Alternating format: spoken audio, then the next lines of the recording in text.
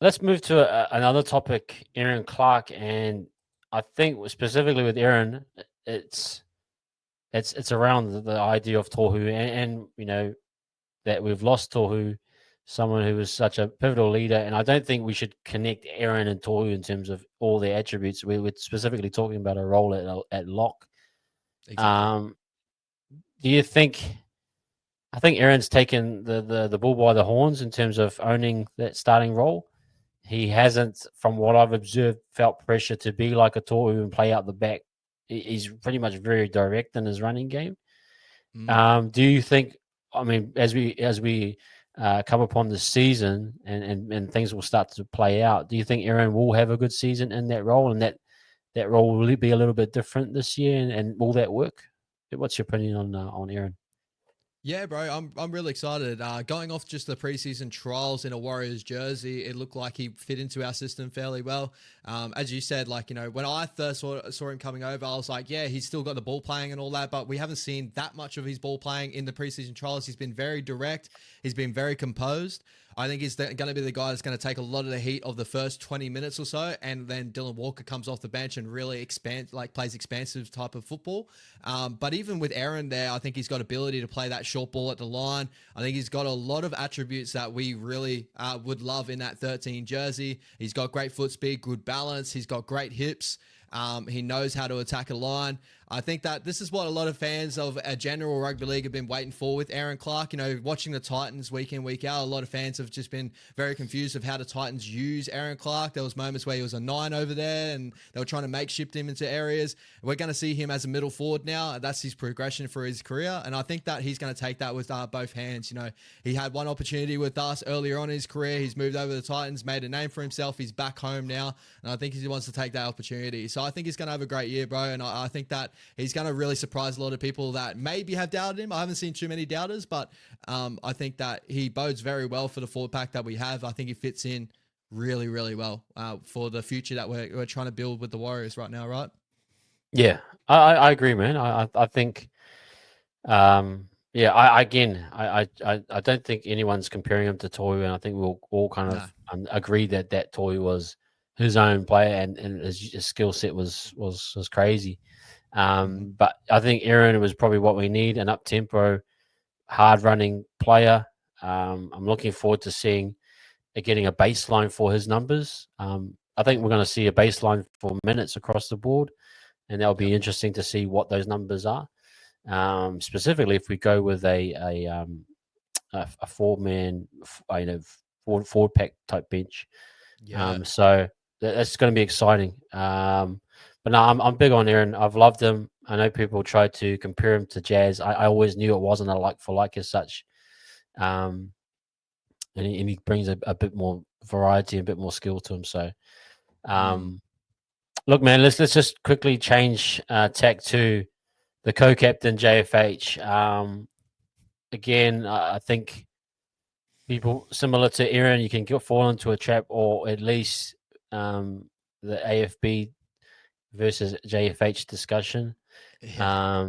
I think it's hard to compare the two, and both bring different skills. But at least for us, a team that we struggled defensively last year. Yep. We kind of lost the plot in many ways. Highlighting the 66-6, the Titans was probably the very low point of the season, Mm. which probably leaned towards needing more leadership, needing more players that are buying in, and then JFH is what we hear in terms of signings. Do you think he's going to have that cultural impact on the club? And then obviously his individual game. Do you think it's going to be enough? And I know people will be big on like meters. We need, we're losing we're losing an extra 100 meters by, you Yeah. know what I mean? People will get, Yeah. they'll, People are when saying that. things go wrong, they're going to say, "Hey, we this isn't a like for like replacement. Why did we get JFA?" Because people will focus on that. Mm. What do you make of it? What should you be encouraging people to like really think about in terms of what he brings and to understand his game, because it's a different game. But yeah, what's your thoughts on that, Ash? Yeah, like, these conversations always get brought up. And I think the first example I want to bring up of this is like, if anyone watches MMA, everyone knows that MMA never work. MMA math never works, right? Like you start thinking that this fight versus this fight, they beat this guy, that means they should be better than the other guy, right? Like that never, and it doesn't work in NRL as well. Like, every player's built different. You got different shapes and sizes. Even when they resemble certain players, they're just different in ways, right? And I think when Fisher Harris, obviously Adam Fanor-Blake leaves our club, and what Adam brought to our club, he was such an incredible prop forward, and the Sharkies are going to absolutely adore him over there with his attacking ability, right?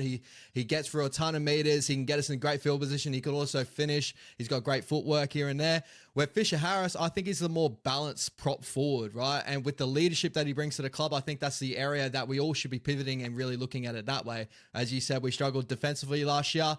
The areas where we did not struggle at all last year is getting down the opposite end of the field and getting into the opposite 20 of the field, right? The areas where we struggled with last year was definitely finishing that at the end of the day. And we're hoping that with the youthfulness of Luke Metcalf, Chanel, that will help there. But also on the opposite end of the football field, defending our line, that comes into leadership. That comes into how our middles work, how our middles mobility works. And I think with Fisher Harris there, I think the leadership that he brings to the club, I think that, the work he does in the middle, the way he pushes out from the inside on halves and make them play early, there's little things in the game that, doesn't get brought up in stats.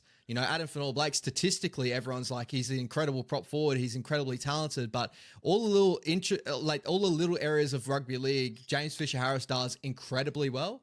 And I think that's the area that he brings to the New Zealand Warriors, right? And even in the area of run meterage, he's no slouch there either. He's not the greatest prop forward in the world, but he still punch out the 120s, 130s. Even at times, I'm pretty sure he averaged the 150 mark anyway, right? So he's not a slouch in that area, but he's just more known for his defensive side of the football. And I think he fits better with the New Zealand Warriors, with the lineup, the system we want to play in rugby league, right? We want to play with a balanced lineup. We want to be defensive hard and rock solid in the back end, and then get down the opposite end of the field, score tries. And I think that he helps us in a majority of those areas.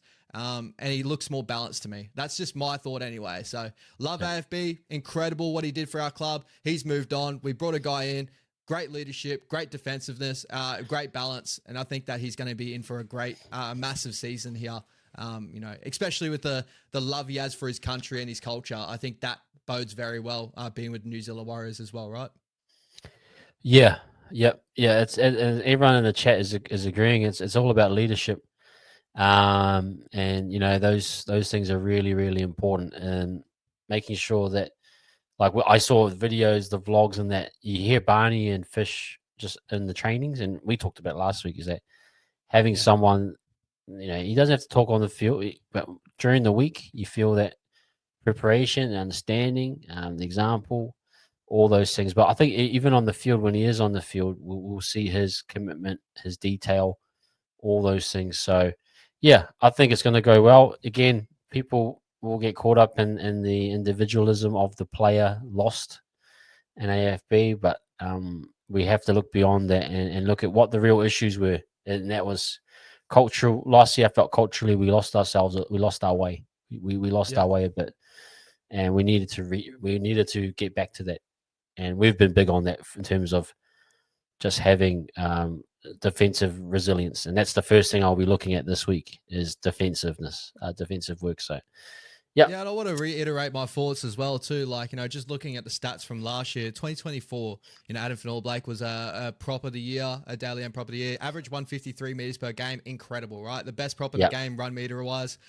Fisher Harris is actually 1, 2, 3, 4, 5. He's about 7 props down from that. He's right there next to Tino Fa'asul-Mala'awi in run meters per average, and no one's questioning Tino's run meterage out of his back end. He's right close to Payne Haas's at 118. He's at 114. So he's still up there in those areas. I don't think we lose that much. Like, it's still a decent drop, but I think that we pick it up in multiple different areas. And the way our system plays our football, our back line gets us into our field position, then our forwards eat off the back of that. I think that just bodes better for our system, having Fisher Harris there defensively, just locking teams down the opposite end of the field. Yeah, no, I agree, and we just want to see it. We want to see it on the field, and it's exciting as fans to, we're predicting and hypothesizing all this off season. Now we're about to see a lot of the good work that they've done in the preseason, and what each individual brings to a team. It can be so Yeah. transformative. We know that we watched Critter last year go to the Bulldogs and just change the whole energy and vibe. We might see that with Luai. We might see that with a few others. That's just exciting to see what that might look like. Leadership is so 100%. important and culture is so important. So